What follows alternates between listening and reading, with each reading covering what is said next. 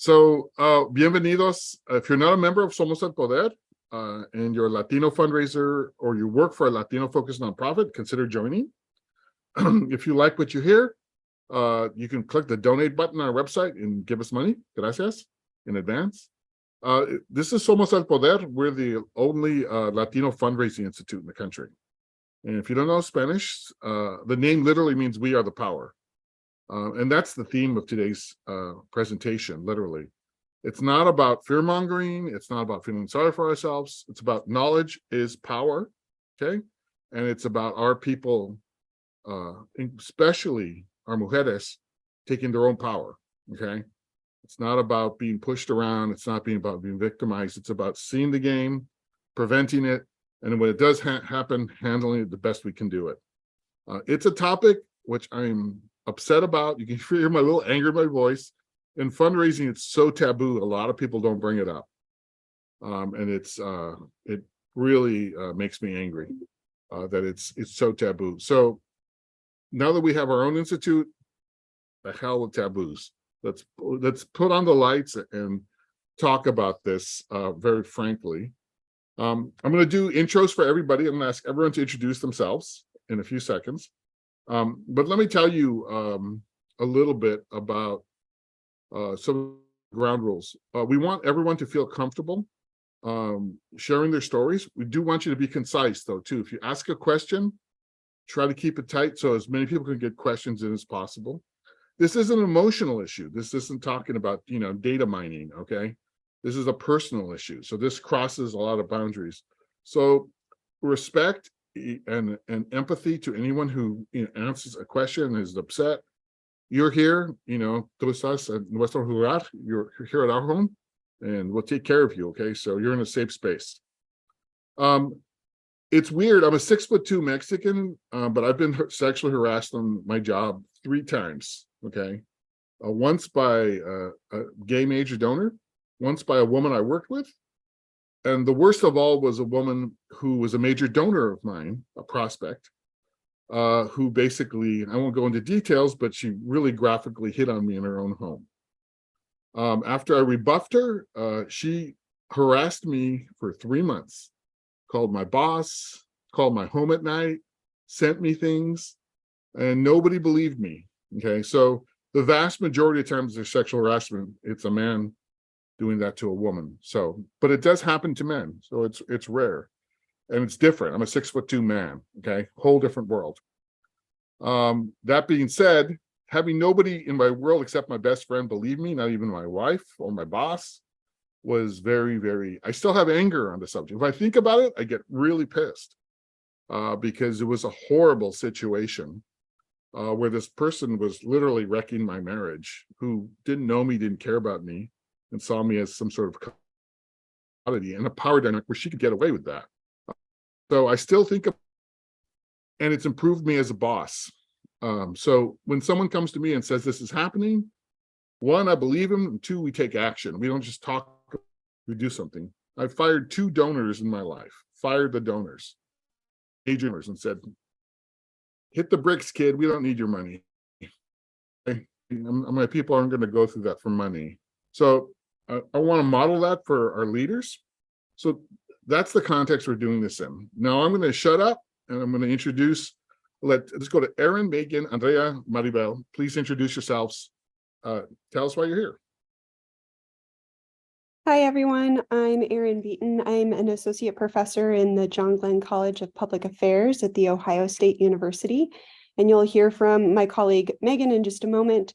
The 2 of us have been doing some research on sexual harassment in the fundraising profession, and we're going to share some of that data and research with you today to put some numbers behind some of the experiences that all of you may have had. And hi, everyone. My name is Megan LaPere-Schloop, and Erynn just gave you as much of the background as I think is relevant to this, but I'm also I'm an assistant professor in the Glenn College of Public Affairs. I apologize in advance for my background in the lighting. I am at my mother's house. I'm sure we've all had this experience on Zoom where you can't really control the environment that you're in, and blurring the background made it worse. So forgive the background, but really pleased to be here. This is an important conversation, and so glad that you're engaging in it. Andrea, please.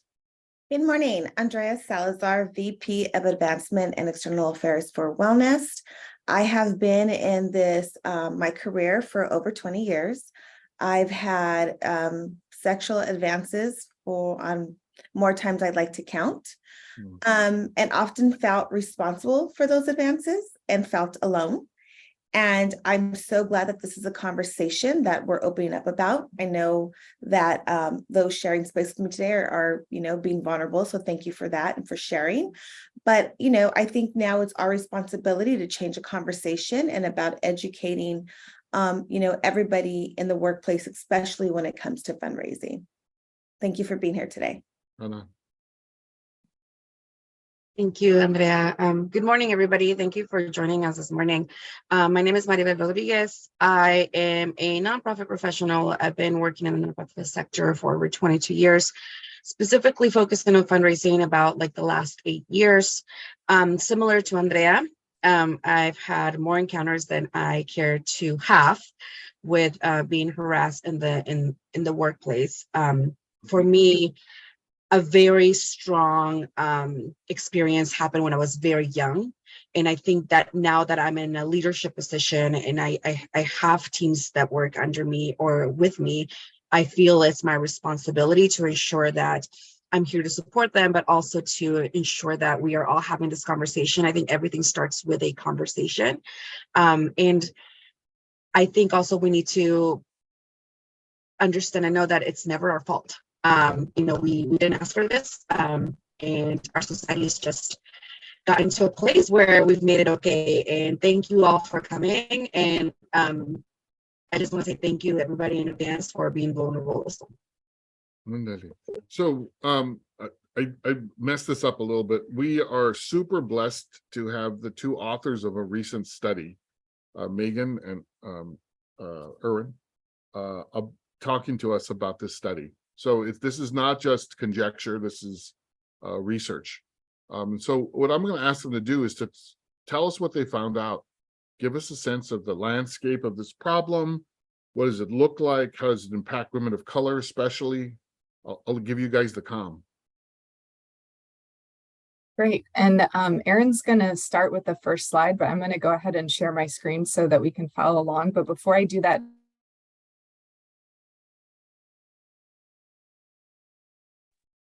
you're on mute, Megan. I thought I had unmuted myself. Okay, thank you, Maribel.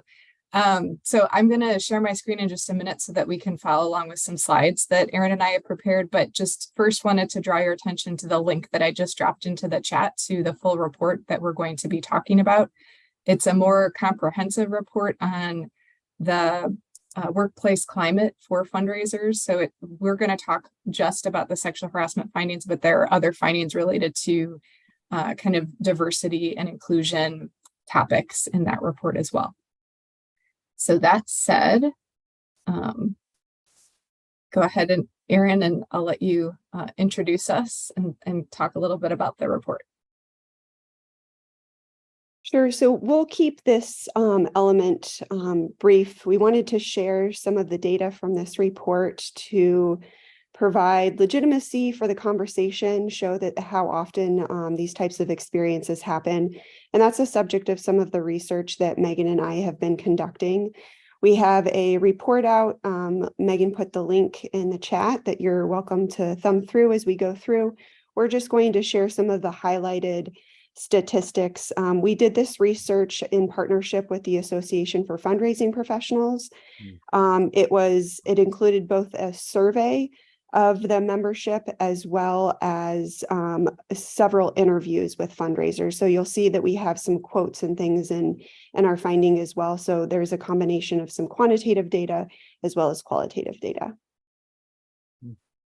Great. And before I start talking about our results, just in case you're interested, the survey was of close to 1,800 fundraisers from across the US and Canada.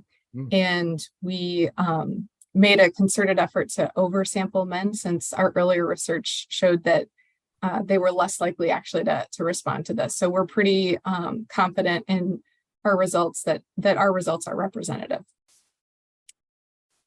Okay, so the first result that we wanted to share with you is just our findings on fundraisers' experiences with sexual harassment overall in their career, as well as in the last 2 years when we did this survey. So as you can see, overall in their career, so that's the lighter top half of the left side of the screen, that over 75% of fundraisers have experienced either harassment by a coworker or by a stakeholder. So a stakeholder could include a funder, a foundation representative, a volunteer, such as a board member. So anyone who's not an employee of the organization where they're working. So that's a very high number, which is very, very high compared to other studies in other sectors and industries of sexual harassment. In the past 2 years, the number is also high compared to other industries and sectors. So here we see that in the past 2 years, a little over 42% of fundraisers have experienced harassment by either a coworker or a stakeholder. And then we break that down by specifically a coworker or specifically a stakeholder. The next group of findings that we wanted to share with you were how this breaks out across different sexual orientations and gender identity groups, and also racial and ethnic groups. So in terms of sexual orientation, we actually found that lesbian, gay, and bisexual fundraisers were more likely to experience some sort of sexual harassment than their heterosexual counterparts. That perhaps unsurprisingly, unfortunately, women were more likely to experience sexual harassment than people who identify as male. This last finding was actually counter to what Erynn and I were expecting. We found that Caucasian and BIPOC fundraisers were about equally likely to report experiencing sexual harassment. That's any form of sexual harassment. However, we don't have this on the slide, but just want to highlight that BIPOC fundraisers were more likely to experience the more egregious forms of sexual harassment. So this includes unwanted sexual attention and sexual coercion, which is, you can think of that as kind of quid pro quo, right? Someone saying, I will give you this donation if you do this for me. Okay, and then the next thing we're going to talk about is sexual exploitation. And Erynn, do you want to take this one? Yeah, I can talk about this briefly. One of the things that we were most surprised by in our interviews, and I don't know if everyone else will be surprised by this or not, but one of the things that we were surprised by is we sort of expected that fundraisers might experience more sexual harassment, especially by donors and maybe also by coworkers. I think the thing that we found surprising was when our interviewees were telling us about how the organizations that they worked for were playing into this context by encouraging fundraisers to put themselves in more vulnerable situations, either physically as a part of their environment or in terms of what they were being asked to wear or how they were expected to dress. So we asked a question in our survey based on this about experiencing pressure to dress in a more attractive manner because it will benefit the organization, or pressure to put yourself in situations where you're vulnerable to unwanted sexual attention because it benefits the organization. So we asked this ever in fundraisers' career and in the past 2 years. And we thought this was important because this is really a way that the employers are playing a role in exacerbating this issue. So we have a quote here that I'll read that also sort of grounds this experience. There were times when it was stated like, oh, you definitely need to be in the meeting because he's crazy about you, or we definitely have to take you because this person is enamored with you. You can definitely sway him. And we heard things about being asked to dress more provocatively.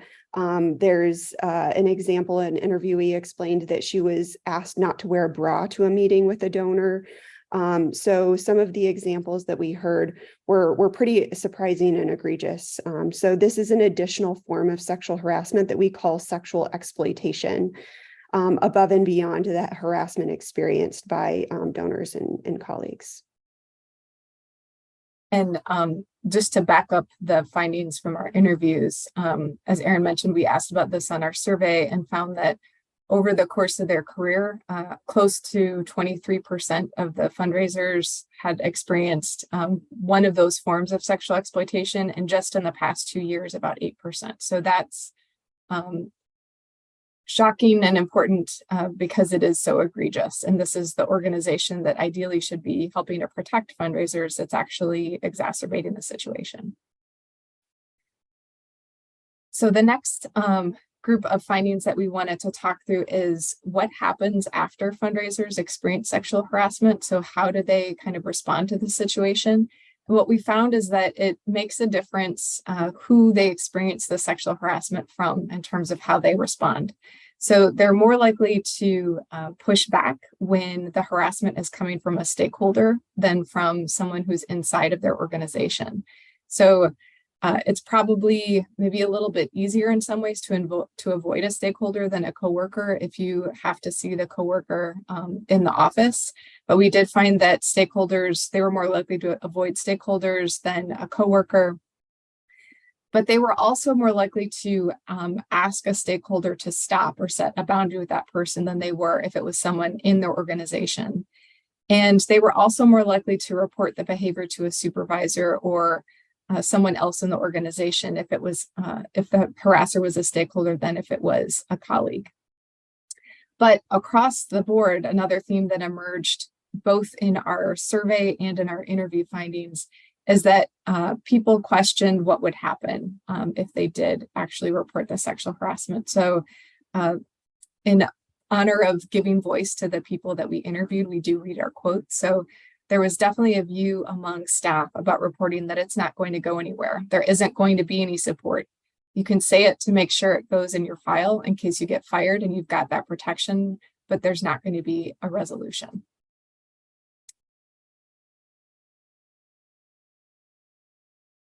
All right, and then the last group of findings that we wanted to highlight, and then Erynn's going to talk a little bit more about some of the resources in the report that we shared with you, are policies, right? And the findings I'm going to talk through with policies are mirrored in our findings about trainings and other preventative measures that organizations can put in place to help protect fundraisers and other employees. So in terms of sexual harassment policies, the vast majority of organizations that had policies that covered all of the employees in the organization. Where the issue is that these policies do not explicitly cover some of the other people who are involved in sexual harassment, either harassing or being harassed. So that includes consultants, and we did interview fundraisers who are working as consultants for the organization. So if consultants aren't covered by a sexual harassment policy, that means that they are vulnerable in that way as well. But importantly, a lot of the policies also don't cover people who are on the board or other volunteers, as well as other donors or clients or people who are connected to the organization. So the reason that this is important is that it creates ambiguity, and there's other research, not our research, but other research has shown that for women especially, when policies aren't clear, when there is that ambiguity, that people might be less likely to come forward and share that there's an issue going on. So we're going to wrap up here, but we want to point out that we wanted the report to do more than just expose the issue and provide statistics. So there's some other resources that are included in the report. There's an infographic that's meant to help raise awareness, so it makes it easy to share this information with others. There's also a whole section, the last half or so of the report is what we call a toolkit. It includes several things. It includes some scenario exercises.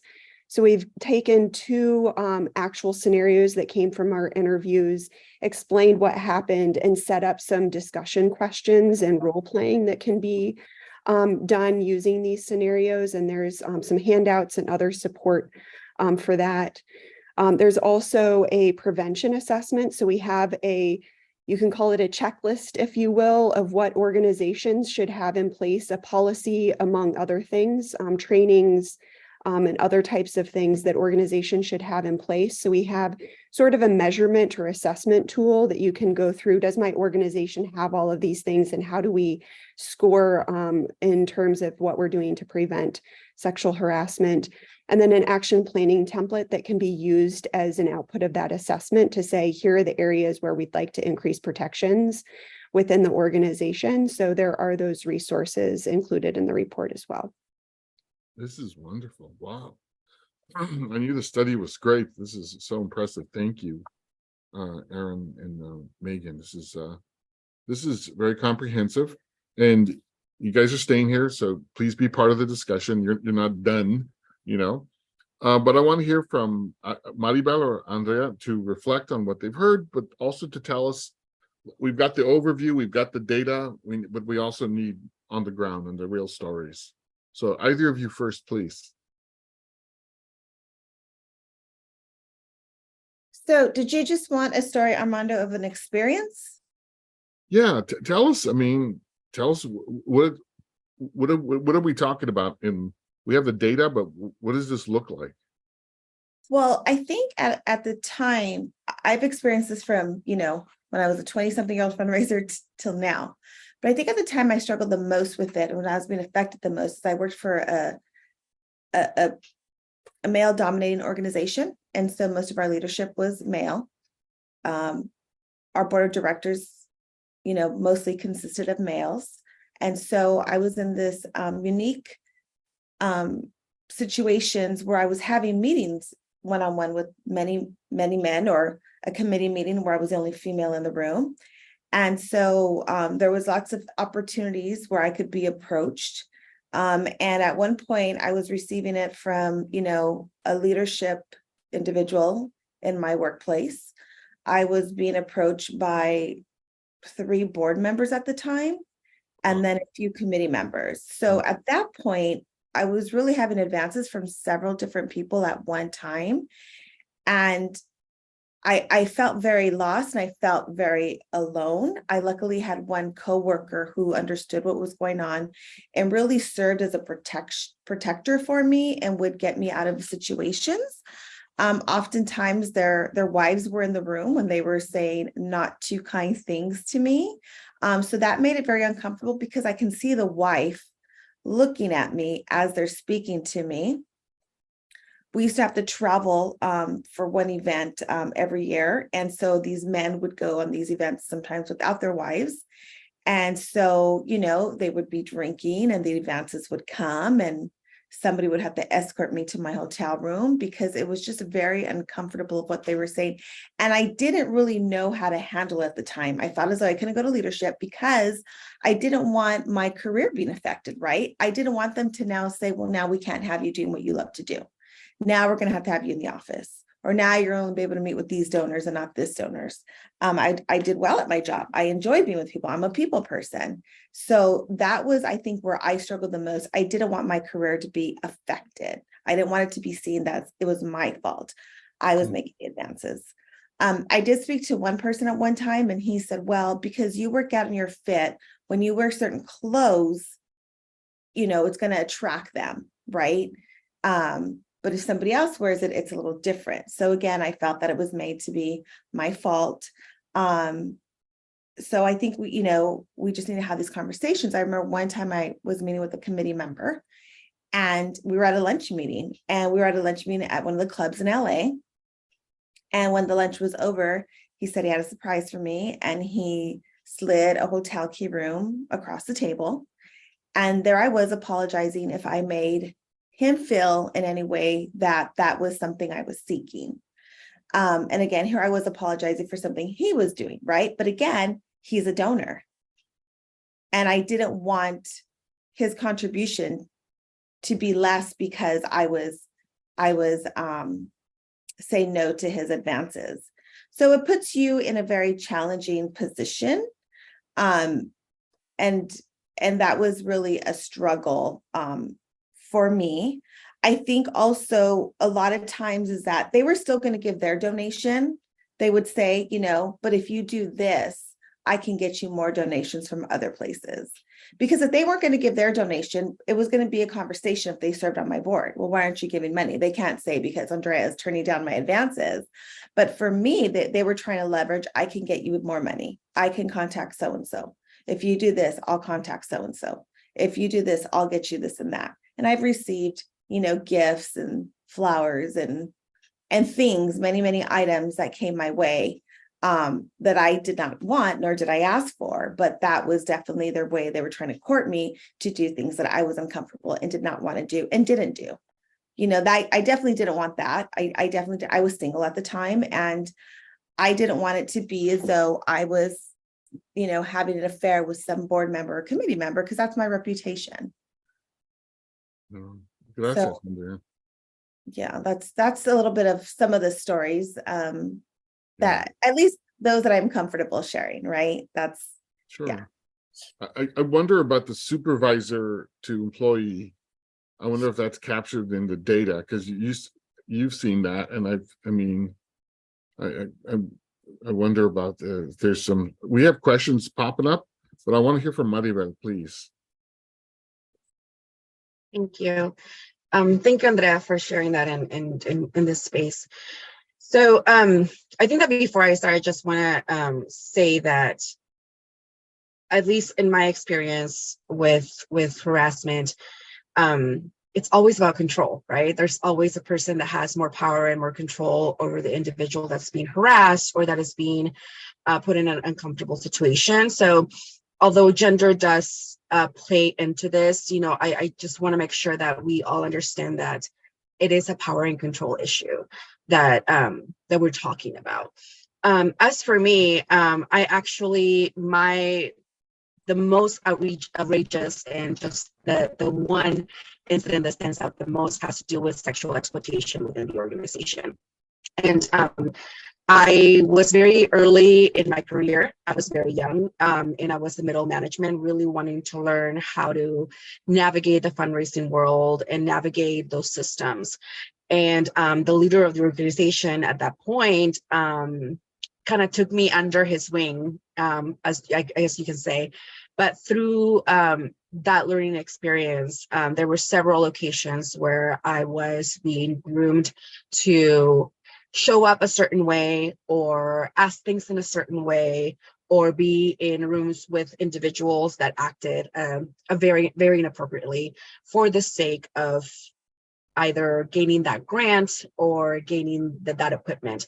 I also want to point out that oftentimes in our world, in the nonprofit sector, this gets played out because we are still in this very old school mindset of scarcity within our organizations. So a lot of us that do fundraising work really are putting ourselves out there to make sure that our teams have the resources that they need. So there's this pressure that either, like Andrea mentioned, donors can put on you, but also, your supervisors, your stakeholders, your board members, because your work really, a lot of people are really dependent on your work and what you bring in. So there's all these power dynamics that float around that really make it like the perfect storm for someone to be taken advantage of. Fortunately for me, that person was removed from their position for reasons that are unknown to me. And it took me a very long time to really understand and know that what was really happening. Because when you are, I was very early in my career. And like Andrea mentioned, I wanted to learn. I wanted to have a longstanding career in fundraising and in, ensuring that organizations that I work for had the resources that they needed. So it was very difficult for me to come to terms with the fact that I was being groomed and exploited for the benefit of the organization. And it's something that I struggle with. When I enter new organizations nowadays, I really am very aware of red flags and situations. But as I've kind of worked through my career in the nonprofit sector, I think that I see it as my responsibility, now that I'm more of a seasoned fundraiser and professional, to always say something. I know that oftentimes it's very difficult within the organizations that we work with, especially when those power dynamics come into play, but definitely always speak up. And it is my responsibility to ensure that those that are working with me know that they have an open door to talk about those things with me as well. Because it's happened to, I would say, even though the report says only 75%, those are the people that are willing to talk about it and admit it, or that actually know that it happened, and are able to put two and two together. But I would say it's more like the 98%, because of all the power dynamics that exist within our realm of work. So again, really excited to have these conversations, although they are difficult. This is about coming forward and also creating a network of safety for one another. Fantastic. Gracias, Maduro. I want Megan and Erynn to react and give us some twist on this. But one thing you said just struck me is, as a supervisor, when you hire somebody, you have to lay it down and say, listen, you know, this happens. I'll believe you. I will fight for you. I will put my job on the line for you if this is a situation from wherever. It's funny because I focus on the donors, but the study has made me look kind of to the left too, about other employees too. But let me let these folks respond and tell us about what you heard and how does it sync with the research? Sure. I'll go ahead and start. So Andrea and Maribel, thank you so much for sharing your stories. They really, unfortunately, echo a lot of the things that we've heard from other fundraisers and that came out in the survey as well. But I did really want to kind of co-sign and emphasize a couple of things that I heard that really stood out. So Maribel, I think you started off by just highlighting this is not about attraction. This is about power. And it's about people exerting power over other people who have less power. And I think it's really important to remember that that's what we're talking about. That's what this is about. Another thing I wanted to highlight that I think really jumped out at me when both of you were sharing is that this is about the culture of the organization, but also the culture of philanthropy. And one thing that really comes out in a lot of research is just how important it is for leaders to set the tone and to walk the talk of culture. So what Maribel is saying is like, when new people come in, this is how I approach them. And I try to make it clear, like that's how we can start to change the culture. But I know that I'm speaking to some board members. And so I also just want to highlight that that board members and donors are also leaders in this space of the culture of philanthropy.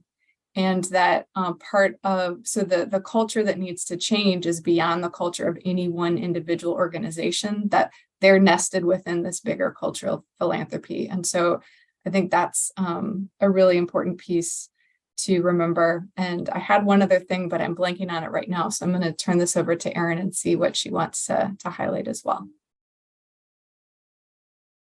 Well, one thing that that came up was understanding what constitutes sexual harassment, and we also have a question about that. So I wondered if we could touch on that a moment. So something that's sort of interesting and reinforces what Maribel was saying is we do have some confidence in our findings, but there are some interesting things to consider about how people think about sexual harassment. One of the things that incentivized us to do this survey was, if you recall, you may have seen some early numbers come out from the AFP and Harris polling early in the Me Too movement. And I think that they estimated something like a quarter of fundraisers had experienced sexual harassment. And the way that finding came about was the survey asked all of the respondents, have you experienced sexual harassment? That was the question, right? And this obviously, when people don't always understand or recognize sexual harassment for what it is, it will, influence the results then. So the way that we measured it, and this was a question that came up in the Q&A, and I'll just share the list I pulled up here. In page 13 of the report, it gives a list of all of the different behaviors that we consider sexual harassment, and they're categorized into 3 categories: gender hostility, unwanted sexual attention, and sexual coercion. So the way that our survey was set up is it asked all of the respondents if they had experienced any of these behaviors. It was sort of a check all that apply in the past 2 years and ever in their career. And then someone was assumed to have experienced sexual harassment if they checked any of these behaviors. So it could have been one or all of them. And that's how we measured sexual harassment. So it does include more, like assault, the ones that we consider more egregious, but it also includes some things that might be considered less egregious, like unwelcome sexual teasing, jokes, comments, or questions, things like that. But we also like to reinforce the importance of addressing what are considered less egregious behaviors, because what Megan said earlier about culture, when you allow these less egregious things to happen and they're prevalent within a culture, that's when you start to see some of the more egregious things get condoned and it becomes a norm, right? So this is how we measured it in the survey. And it's really important to consider when we're thinking about sexual harassment and knowing when we see sexual harassment. Right. Erynn, can I add something, Armando? Please. When you were showing that list, Erynn, and it talked about, sexual jokes, right? Or people think it's funny. So I remember one time we were at a lunch meeting with staff and this individual who was in leadership. And they were at the salad bar and there was a cucumber and they threw it at me and they made a joke and everybody laughed. So you think something that simple, how do I go to, our CEO and say something like that? To me, when I'm talking about it, right? When I'm talking about it, it doesn't seem so large in context. But what happened is that because people laughed, his jokes got worse.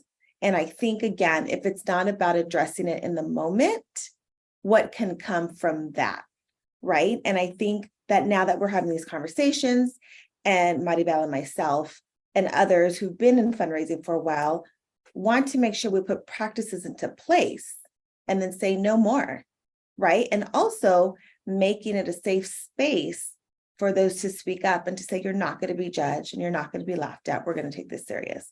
But I think if you don't address it, it can go from a simple joke to so much more. It's so important to address it in the moment, and have others around you in the organization have sort of that solidarity, right? So that bystanders can also help. I know for me, when I've experienced sexual harassment, and we heard this from our interviewees too, it's just you sort of freeze a lot of times, right? And you almost laugh along with it because that's what everyone else is doing. And you feel terrible about it afterwards because you're like, that was really wrong. And I laughed. But I think that that's one of the reasons that in our toolkit, we added these scenarios so that you can think in advance about what's kind of a standard thing that would be sort of semi-socially acceptable to say, because there are all kinds of ways to respond to that in the moment, right? With outrage or some quippy response, right? And everyone has a different way of responding, but knowing in advance how you might respond to it is really important because we freeze up. But the last thing I wanted to mention on that is, as I've been thinking about some further research and looking at how people, and specifically fundraisers, have told us that they respond to sexual harassment, when we see the low reporting numbers, one of the reasons we see that is because so many of the instances are observed by other people in the organization. Why would you go report something when everyone saw it happen, right? That just seems silly. So when it doesn't get addressed in the moment, it's very unlikely to get addressed later on as well. Do we want to take on questions now, folks? Is that cool? Or anybody else want to add something? I just want to add one quick thing. I think I agree that yes, to the best that we can in any situation, we should address the behavior. But I also want to say it's the perpetrator's fault at the end of the day.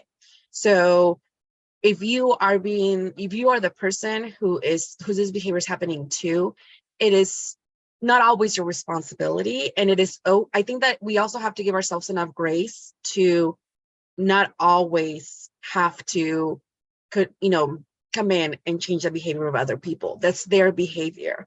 But I think that as leaders, as folks that, either are in charge of teams or that have that kind of some sort of power, it is our responsibility to ensure that our teams and even just younger professionals or professionals that are just starting in a team or a colleague know that it's okay for us to have these conversations and for us to do something about it. And I think that somebody said something earlier about like coming together. I think that that's the biggest piece, is that oftentimes we don't know who we can have these conversations with, because if it's one of your colleagues and there's those power dynamics, it might be really awkward and difficult.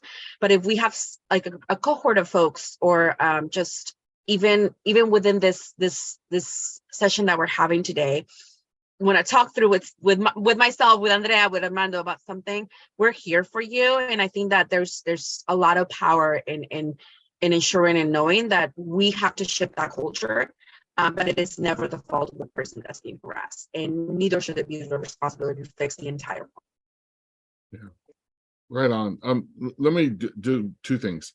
So I'm going to take on some of these questions. Or if you guys want to just grab them, just go for it. I mean, you can read too. I want to also just personally offer for anybody who's a member of the Institute, if you have issues, you can always come to me personally. Okay. And email me, and I'll give you my best counsel.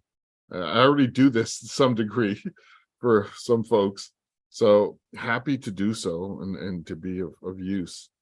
But also we're recording this, and if you love what you're hearing, please post it on your freaking LinkedIn so some anonymous person can see this and go, because there's a lot of embarrassment around this. And one thing that Andrea and Maribel has really pushed out there, which I didn't think of, is how secret and we're afraid of losing our jobs is such a massive issue for us. So which question do you guys want to handle first? Are there policies that can be shared for organizations to use? And this is open to all the whole panel. So Armando, I'm not sure if I'm missing where the questions are, but I'm not seeing the question that you just read. It's under Q&A. Okay.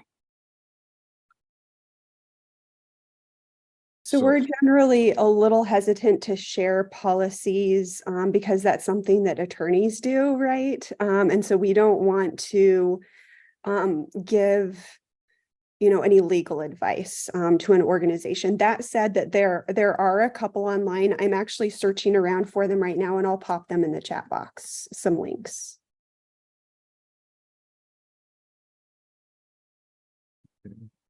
Anybody else have some things they want to you don't have to value them. You can say this is the policies you've seen and that you appreciate. I think that's the problem. We haven't really seen policies. I think that's why we're having issues, and I think that needs to begin with our board of directors and leadership, and that definitely needs to be a policy throughout the entire organization. To piggyback a little bit on that, I think that I felt the most comfortable with when organizations actually include everyone that comes into contact with any person in the organization. So this could be a vendor, this could be, your board of directors, your committees. So when there's an umbrella that, you really, because a lot of our work as fundraisers is not done in the office. Right. It's done out in the community.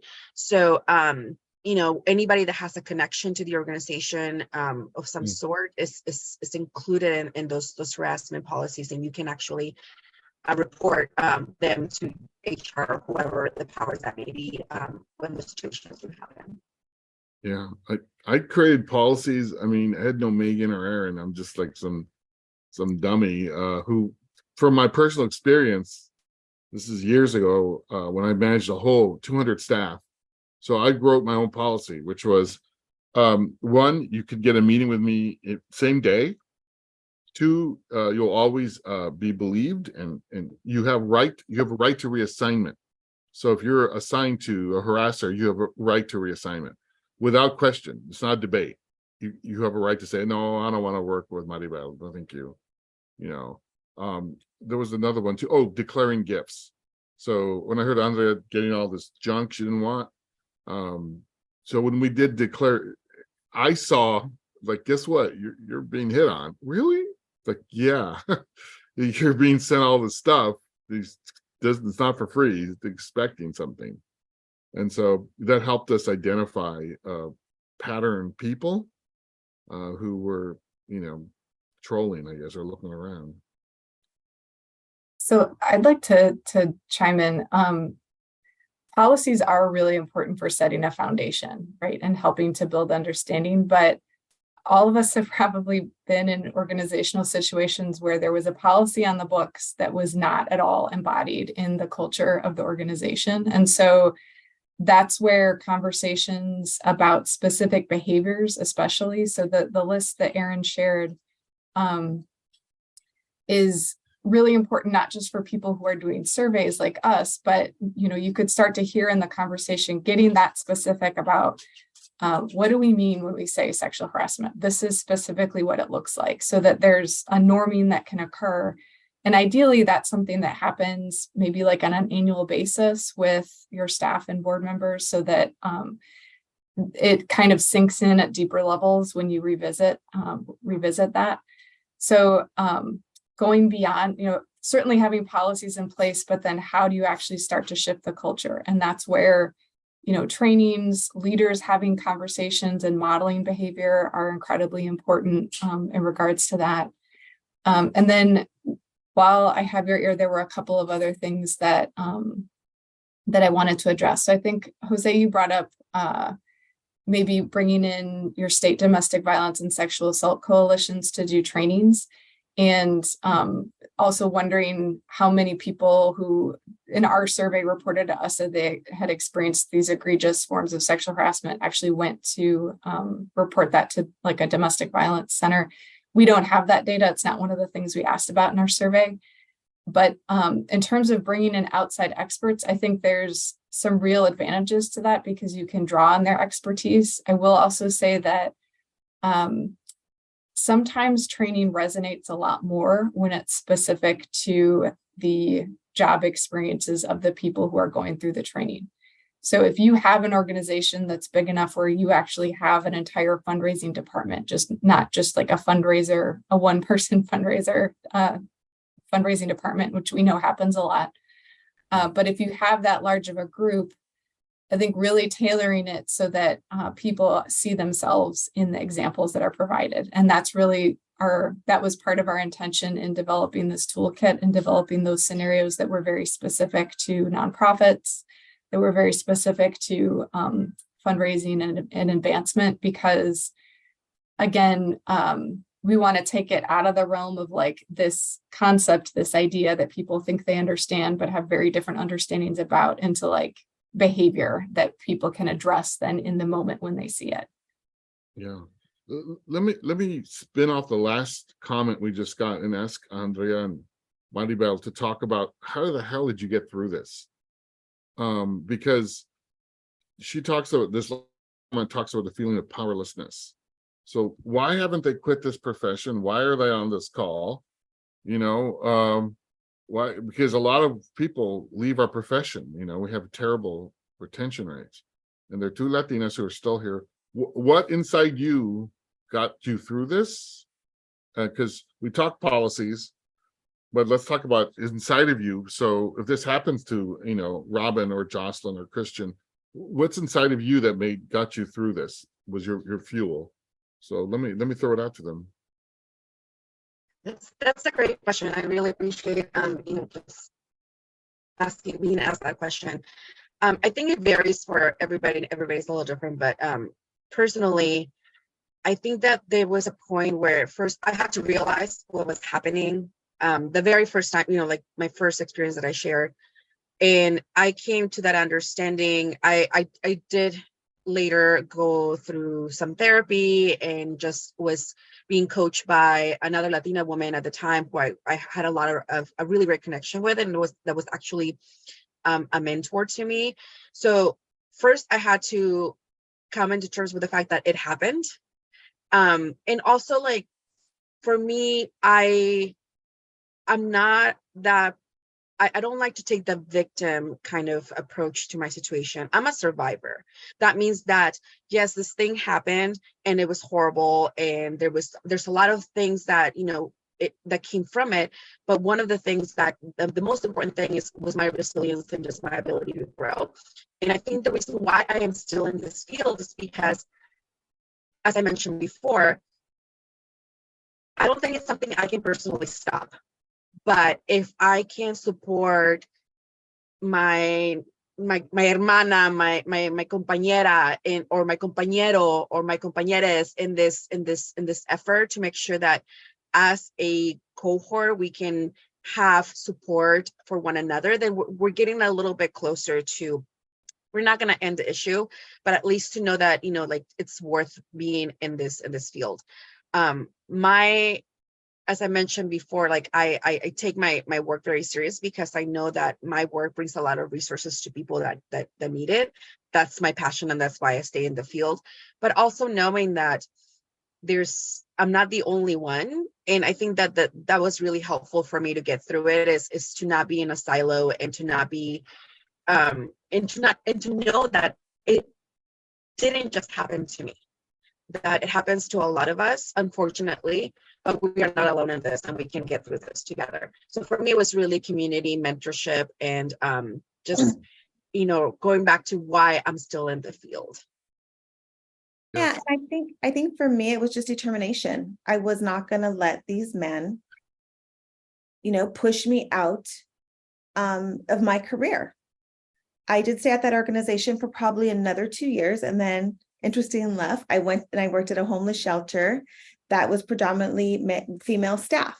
So unconsciously, I think I needed to be away from a male-dominating organization. And so that really helped me a bit. And I had to look at things and see if there's, again, I think I looked like, what did I do? Did I do something wrong? I had to look back at myself and have those conversations with myself, and realize that I didn't. I still speak with two of my coworkers that really kind of helped me, through this. And I think another thing that I failed to mention is because staff would recognize, not just fundraising staff, but staff would recognize that these board members played more of an interest in me. Then I had staff talking about me as well. Then I had staff wondering if I was having affairs with certain board members. So that was another role and something I had to deal with. And there was a business trip I was supposed to go on, and I said, I won't go if this ex-staff member is going to go, because I was the one making advances at me. But I also had to deal with that, with staff, having rumors about me going on long. And I think that was more hurtful than anything else. Because I felt as though my staff that I was working with, my colleagues, should have been more understanding. But, I think that there was just determination. I'm here also, as Maribel says, because work is important to me. This is my passion, and I wasn't going to have anybody dim that light of mine. And I've been able to be successful through the right way of raising money. Not the wrong way of that. People were approaching me and asking me to do that. And so it was more of like, I'm going to be successful. I don't need your help. I don't need you to ask me to do things to help me raise money. I can do that on my own. And so I think it was just the determination. One question I wanted to ask, and please, I want to open it up. If you want to unmute or raise your hand, please ask a question to the panel. But real quick, to what extent are the experience of trans and gender non-conforming people captured and reflected in the research? That's funny. I was just private messaging Erynn that we still need to respond to that question. So thank you for that question. We did ask that as part of the survey, but when you're doing a statistical analysis, you are sometimes limited if there aren't a lot of people who kind of group themselves in particular ways. So we did have trans folks, we did have gender non-conforming folks respond to the survey, but those self-reports were like a small number, and so we didn't want to like misrepresent who we were representing when we were reporting the results, if that makes sense.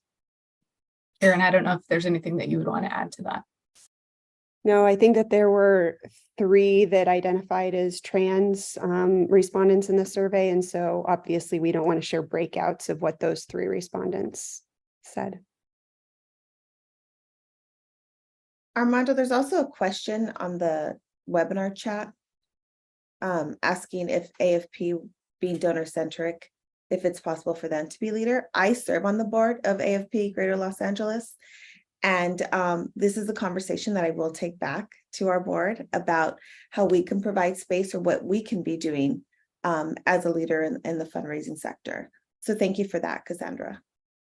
Yeah, it's something that AFP literally has just started to talk about in the last couple of years. When I thought of this, I found a 15-year-old email to the head of AFP and me ranting about this really badly worded letter. But yeah, they just now are starting to talk about it. And it's got to be something where it's not just policies, it's education, it's holistic, as Megan was kind of talking about earlier. It's not just, one path. We've got to, we can prevent, as not everything. It's not going to be perfect. That power dynamic will still be there, but it would be nice if we could prevent some, so definitely. Is there any questions? Because I'm going to ask another question from the pile unless someone else has one that's coming up, or you guys want to make another comment. Let me give it 2 seconds. Armando, I just was going to add that, we do need to begin to have these conversations, and that, those of us, not just those of us who are seasoned professionals, but even the up and coming, I'm glad they're having a voice. I think this generation has been more vocal about a lot of things, about work balance, self-care. And I think that they're going to help us champion this cause. And it takes us seasoned professionals of listening and making changes. And since we have, direct access to leadership and to our board, that we start making this mandatory, that there are policies into place. I know that you just like, you said, and Maribel said, we do have these conversations with our staff. I do, I'm very open about it. But just sharing with my executive team, I was going to be on this, in our executive meeting on Monday, they were like, oh, I didn't even know this was a topic, conversation. I thought, well, fail on me that I haven't brought this up sooner, but what do we do with that? Yeah, big advertisement for sharing the recording, because I ran across this from the AFP post and I saw Megan and Erynn study. I was like, right the frick on. Yeah. So one question that's kind of spawned by something I said, I think, was, have other participants fired a donor or prospect for sexual harassment, and how did the organization handle it? Has anyone else heard of that happening? I can speak to that. I mean, I have. And there's been a couple of instances. One time it was just, going to the executive director and saying, like, I don't want to work with this person and this is why. And, if you as an organization think that their behavior is okay, then I don't belong here. So just as simple as that. But also, I also know that I have a lot of privilege with saying that when I come in and I say those things, because I was in a position of leadership and power. And then there's been other times where it was like, well, there was one other time actually that I can think of that it was like, we kind of have to keep working with them, and it was a no. And that was difficult. And I didn't stay there for too long after, but I think that we don't have all the answers. We only have the answers for that situation and in that one particular instance. But I think that just knowing our worth as professionals and also like holding the organization accountable as a whole can be helpful. But it can also come in, bite you in the butt, because they might just be like, that's a lot of money, we're not letting go of that. So it is a difficult situation to be in. No. And I think sometimes they don't know how to handle it. They don't know what the proper responses or the actions. That's what I was told later on, that they were not aware of how to handle things. So again, the education. We got to wrap up. Thank you so much, the 4 of you. Thank you so much for sharing, especially Maribel and Andrea. You put yourself in a vulnerable position for other people. And hopefully this recording will do so much. And Erynn and Megan, thank you for your work. You have no idea how many people you're touching It's great to do research that doesn't go in the dust, cat's dust, and that changes lives. And you won't know till you're in heaven, as my mom used to say, how many people you saved. But you guys are on our side, and you, like I said, you'll get some Somos swag because you're part of the team now. And we love what you're doing. Gracias for everyone for coming out.